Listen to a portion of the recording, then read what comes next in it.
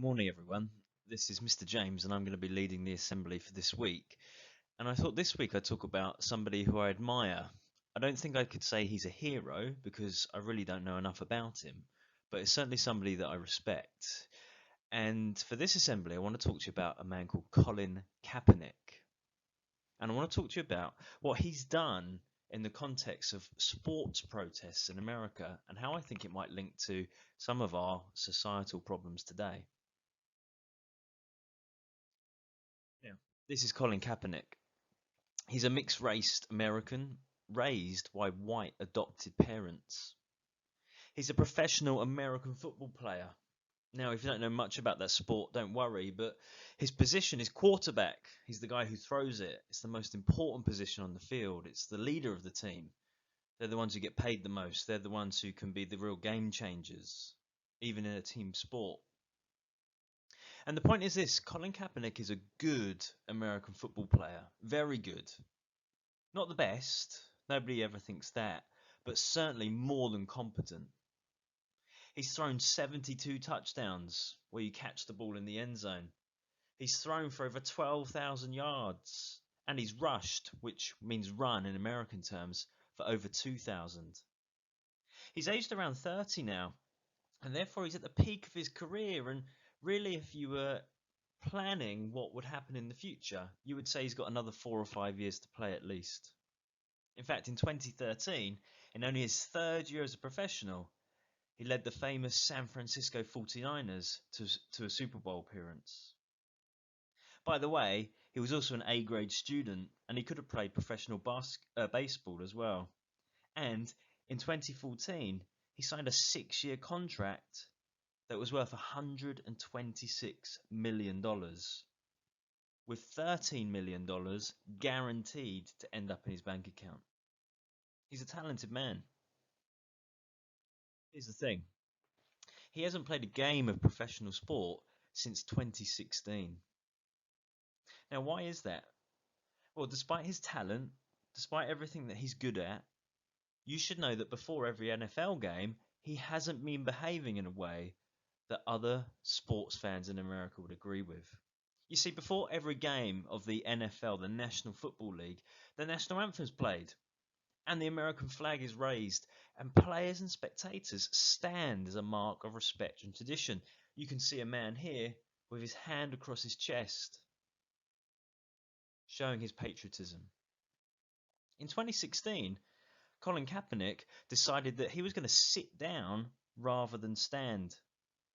The next game, after talking to someone who was in the military, a military veteran, he decided instead he'd kneel rather than stand. This proved to be unacceptable to many American sports fans. Why did he do it? This is Colin Kaepernick speaking.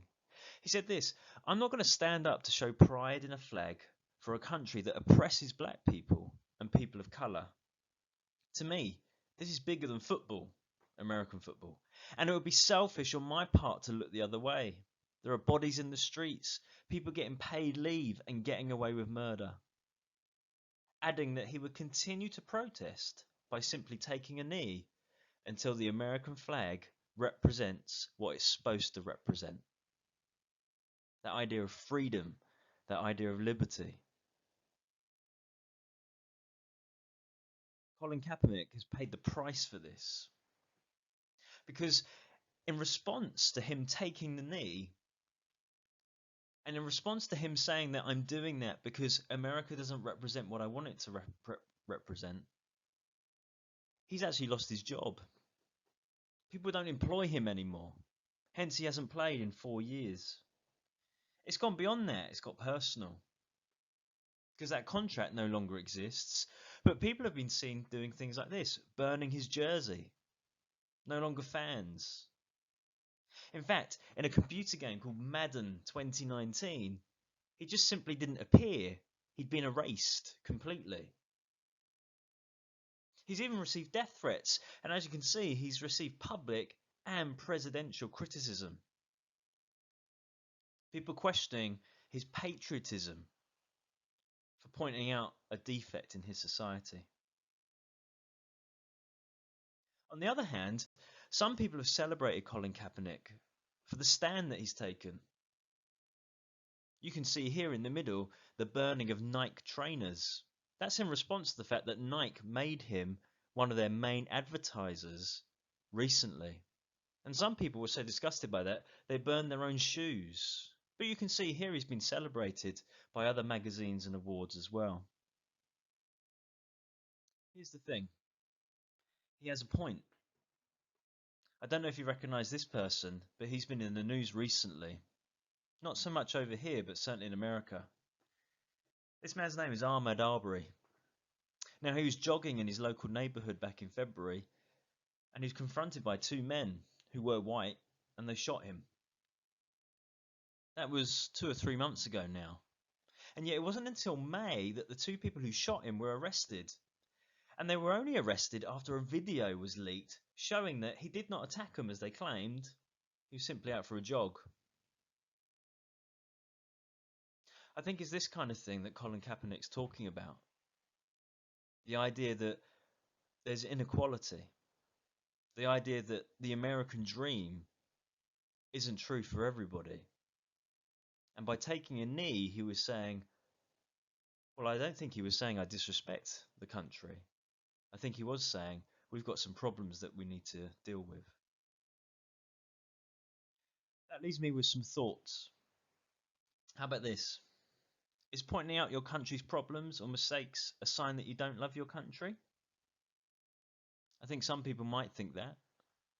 Maybe it's something you've always assumed. How about this? It's really easy to criticize other cultures and nationalities. Maybe America's a really easy target for things like this, as it's such a divided country at the moment. But what about Britain? What do you think we could do to improve as a country? What inequality is there? How about this? How do you point out weakness in society without coming across as arrogant? How do you point out weakness and do it lawfully? Because what I respect about Colin Kaepernick is that although he's angry, he's dignified. He takes a knee. He doesn't resort to violence. Maybe question 4 helps you answer question 3. How do I as an individual contribute to inequality? Sometimes it's really easy to point out others' mistakes. Maybe there's mistakes I'm making. Maybe there's assumptions I'm making. Maybe there's thoughts that I think that on reflection I shouldn't. Maybe there's attitudes and assumptions that I have. Maybe there's actions that I do that contribute to these things. Like I said, maybe number 4 should come before number 3, because maybe that's what stops you being arrogant. And how about this? And again, this is why I respect Colin Kaepernick. Would I be prepared to sacrifice respect, fame if I had it, money if I had it, for a worthy cause? He had $126 million in his bank account, in theory. All he had to do was toe the line and stand up. But he chose not to, which meant that there was a consequence, which means that some people disrespect him, that people genuinely hated him, and that he lost much fame and much money. He lost a career. Would I be prepared to do those things for a worthy cause? Those are big questions.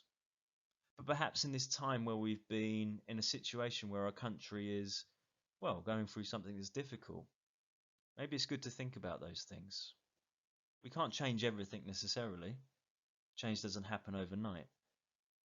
But it's good to ask the question, how do I contribute to these things? What things do exist in my country? Would I be prepared to take a stand in a lawful way, even if it cost me?